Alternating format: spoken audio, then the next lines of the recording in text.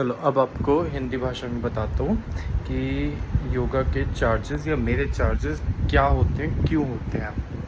ठीक है।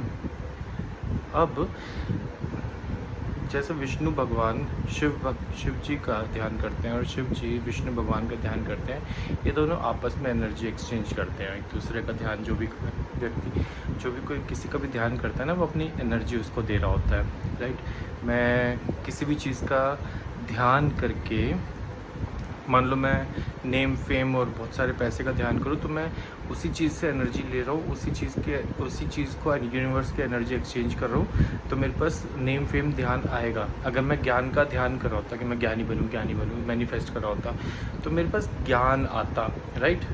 अगर मैं ध्यान कर रहा होता समोसों का, तो मेरे पास निश्चित तौर पर समोसे आ जाते। अब जब मैं किसी क्लाइंट के पास बैठा हूँ, तो मैं उनका ध्यान करता हूँ। राइट। उनके वेलबींग का ध्यान करता हूँ कि उनका दर्द ठीक हो, और जब मैं ऐसा ध्यान करता हूँ तो मैं अपनी एनर्जी उनकी वेलबींग में दे रहा होता हूँ, और तभी मेरे क्लाइंट हील होते हैं। राइट। जब मैं अपनी पॉजिटिव एनर्जी, अब उस चीज़ में ये चीज़ डिपेंड करती है कि मैं कितना एनर्जेटिक बंदा हूँ, या फिर मेरी एनर्जीज़ कैसी हैं।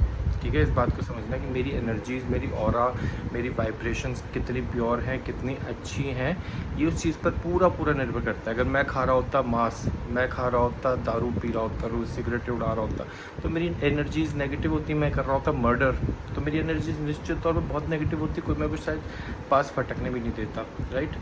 अगर मैं एक मर्डरर होता, आप किसी मर्डरर को अपने पास भटकने दोगे? नहीं ना, बिल्कुल भी, क्योंकि उसकी एनर्जीज़ उसी तरीके की होती है।